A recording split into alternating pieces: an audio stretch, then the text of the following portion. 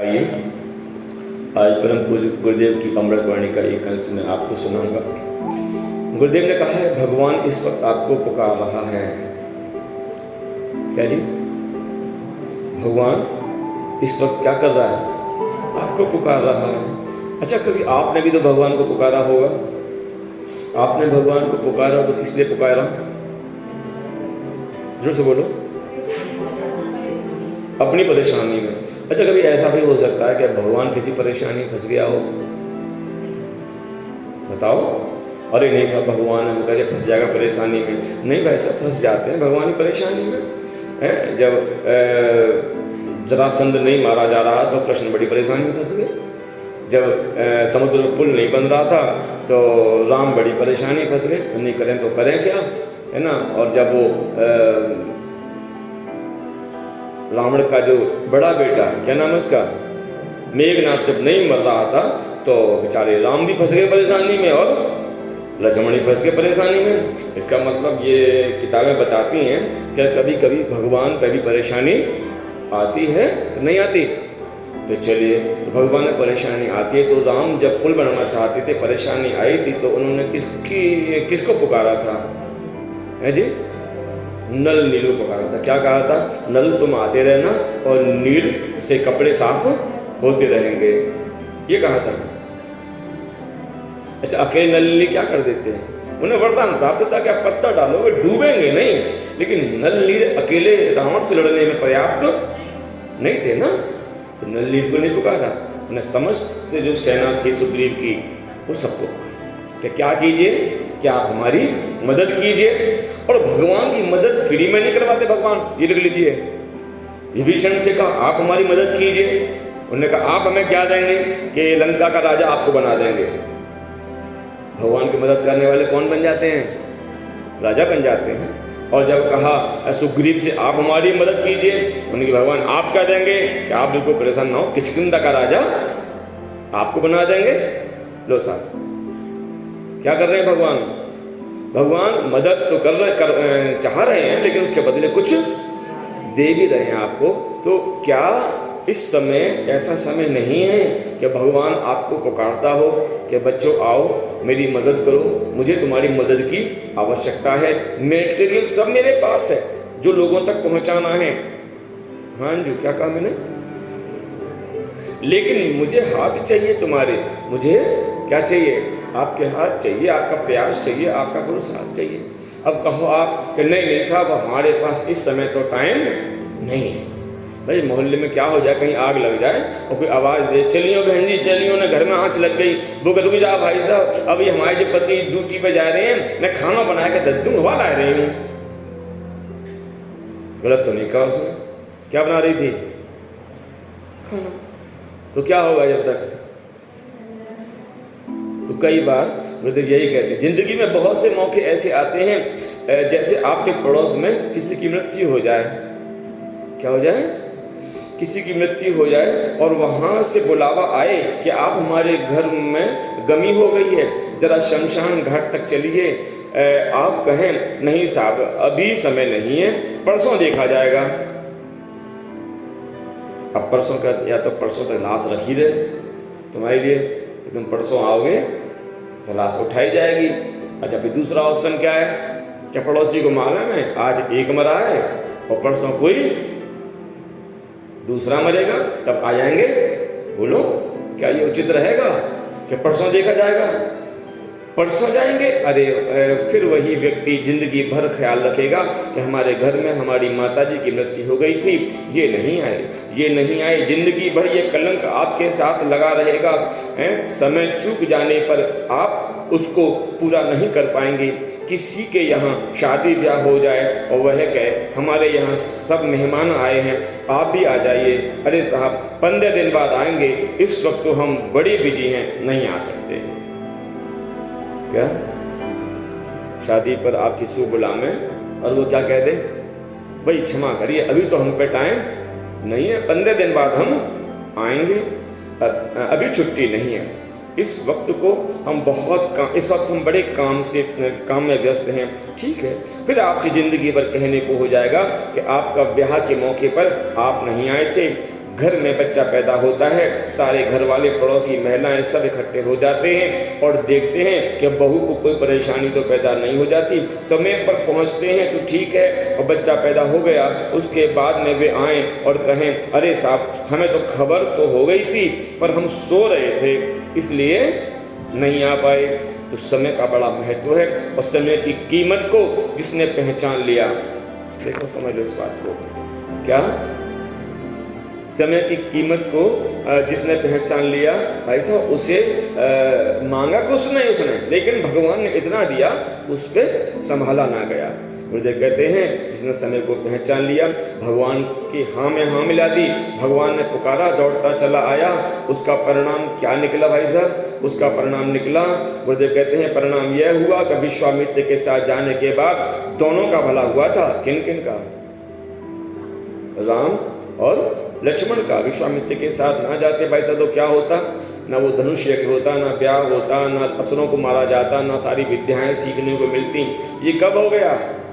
ये हो गया कि जब विश्वामित्र आए थे मांगने के लिए, और पिताजी ने सहजता से कह दिया कि यज्ञ से 4 पैदा हुए हैं तो 2 मेरे हैं और 2 यज्ञ के लिए हैं, और उनको विश्वामित्र के साथ भेज दिया साहब। तो कौन हो गए? साधारण इंसान से राम कौन बन गए? भगवान बन गए। कब बन गए? जब उन्होंने विश्वामित्र की बात को स्वीकार किया। तो आपका विश्वामित्र कौन है? नहीं मालूम कौन है? गुरुजी। तो गुरुजी आपको पुकारते हैं कभी? गर्दन बता रही हैं कि सबके अंदर कुछ डिफरेंट चल रहा है। बताओ ना, गुरुजी पुकारते हैं अपने काम के लिए कभी? पुकारते हैं। तो क्या आप क्या कहते हैं?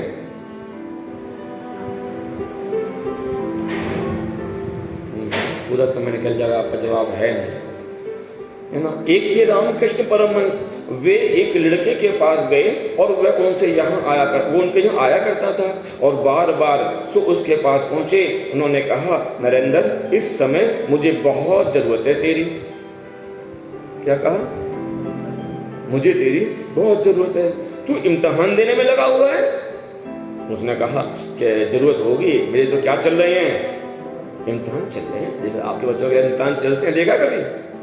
इम्तिहान चलते हैं, देखा कॉलोनी में कर्फ्यू लग जाता है, कभी महसूस किया है आपने? क्या लग जाता है? देखा है? किसी मम्मी से पूछो, बहन जी आ नहीं पाए आप यज्ञ में, ऐसे एग्जाम चलने वाला ना, वो एग्जाम ऐसे कहते हैं जैसे तो मालूम है रात को यहाँ कर आओ घर में। बेटा गलत बोल रहा हूँ क्या? एग्जाम माने हुआ, क्या चल रहे हैं?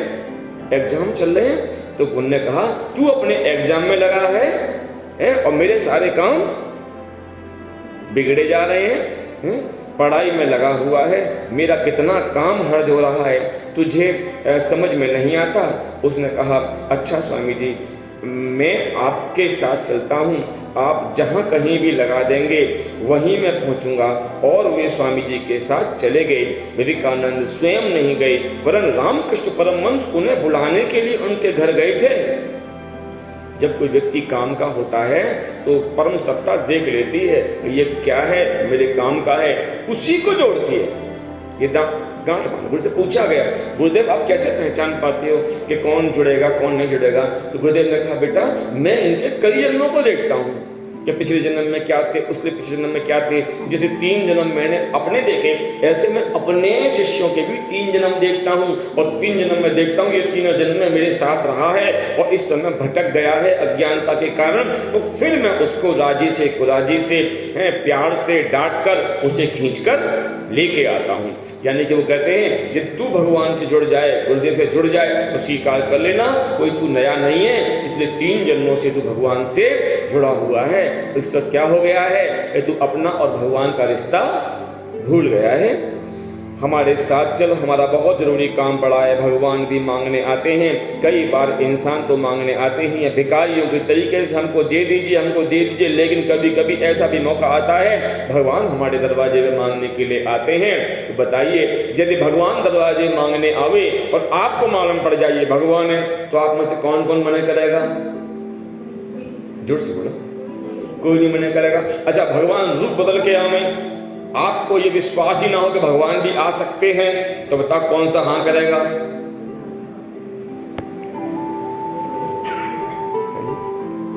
भगवान जा। और याद रखना, भगवान क्या कहते हैं, याद रखना, मांगने जाने वाला भी छोटा होता है। चाहे तुम मांगने जाओ तो तुम्हें छोटा बन के जाना पड़ेगा, और भगवान जब मांगने जाता है तो क्या बन के जाता है?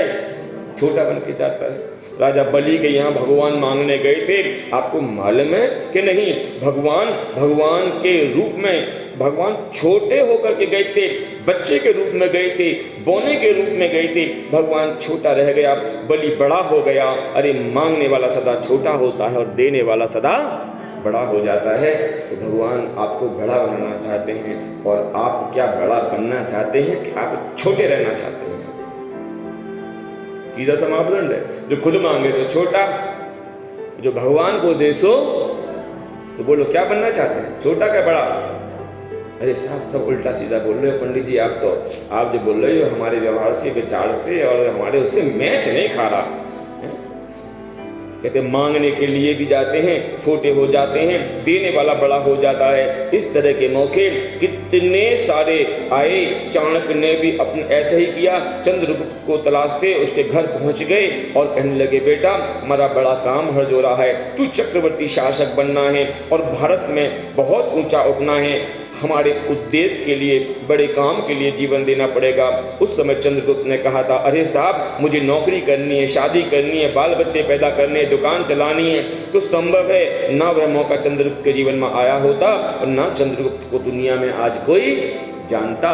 कहने का अभिप्राय से कितना है कि जब मांगने आते हैं, बहुत प्रज्ञावान, श्रद्धावान, विवेकवान वही पहचान पाते हैं ये जो मांग रहा है। साधारण व्यक्ति इन चीजों को नहीं मांगेगा। कोई वस्तु मांगेगा, कोई पदार्थ मांगेगा, कोई धन मांगेगा, और याद रखना भगवान अगर आएगा तो भगवान आपको मांगेगा। बताइए, आपके पास भगवान आ गए तो बताइए, भगवान आए थे ना दुर्योधन के सामने, अर्जुन के सामने आए थे, तो बता क्या चाहिए? दुर्योधन से पूछा, तुझे क्या चाहिए? कि मुझे तो आपकी सेना चाहिए। और अर्जुन से पूछा, बता तुझे क्या चाहिए? कि मुझे तो आप चाहिए। अब तुम तय कर लो। ये दोनों ऑप्शन आप और हमारे सबके सामने हैं। एक भगवान की सेना है, आपकी विभूत, आपके पास धन है, आप पे संपदा है, आप पर महल है, आप पे घोड़ी है, आप पे कार है, आप पे बहुत कुछ है, सब संपदा है। ये मानकर भगवान की सेना है। और दूसरी तरफ क्या है? ये कुछ नहीं है भाई साहब। फिर क्या है? पीला कुर्ता, पीली धोती और गली गली में ढपली। जागते रहो, जागते रहो, जागते रहो। अब बोल काय पे राजी है? पंडित जी कहने में अच्छी लगती है बात, लेकिन ऐसी स्थिति बन जाए ना कि क्या मिले? एक तरफ संपदा मिले और दूसरी तरफ भगवान नहीं, क्षमा कीजिए, आज प्रलोभन का युग है। आज शायद भगवान को भी लोग लौटा देंगे, कह देंगे प्रभु आपके चक्कर में बाद में फंसेंगे जब बुढ़ापे में, अभी तो हमें अपना काम करने दीजिए। और यही कारण है कि आज हमने उसको मांगा जिसे माया कहा जाता है। आज हमने उसको नहीं मांगा जो मायाधीश कहा जाता है। एक माया है और एक माया। क्या मांगना है बाला बहन? माया को या मायाधीश को? मायाधीश को, मायाधीश को, मायाधीश को। और क्या मांगोगे? क्या? माया। तो बस माया कहाँ पे बैठे? बोलो, माया बैठती है उल्लू पर। ऐसा दुनिया में क्या हो गया है? आज देखिए, जिसके पास माया है वो क्या बन गए हैं? उल्लू बन गए हैं। परेशान है, दुखी हैं, पीड़ित हैं, रो रहे हैं, दवाई खा रहे हैं, सब काम कर रहे हैं भाई साहब, लेकिन क्या है? मायाधीश को नहीं मांग पाते, वो माया को मांगते हैं। गुरुदेव कहते हैं, बेटे वर्तमान में सारे दुखों का बस इतना सा कारण है, एक कौरवों की सेना है और एक पांडवों की सेना है। तेरी मर्जी है, चाहे तू कौरवों की सेना में चला जाए, चाहे तू पांडवों की सेना में चला जाए। तो हम क्या पूछे, अपने यहाँ सेना कौन की है? किनकी सेना है? रिकॉर्ड हो रहा है, सब बोली किनकी सेना है? अब पता है चुप क्यों है?